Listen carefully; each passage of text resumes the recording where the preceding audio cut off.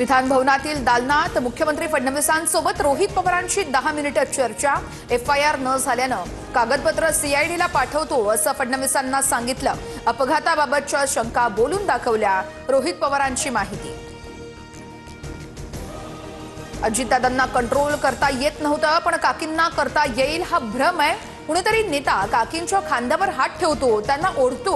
स्टेजवर असताना नीट वागा, महाराष्ट्र तुम्हाला बघतोय, रोहित पवारांनी नेत्यांना सुनावलं।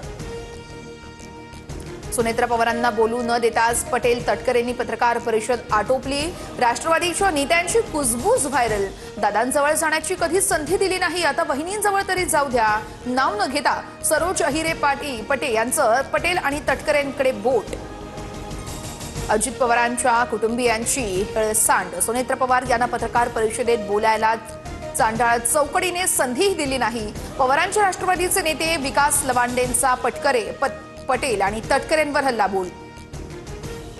महाराष्ट्रामध्ये सुनेत्रा पर्व सुरू झालेला आहे। सुनेत्रा पवार यांच्या राष्ट्रीय अध्यक्षपदी नियुक्तीनंतर सुनील तटकरे यांचं वक्तव्य, तर अजित पर्व कधीच संपणार नाही, लोकांच्या मनात दादांसाठी प्रेम कायम राहील, रोहित पवारांचं भाष्य।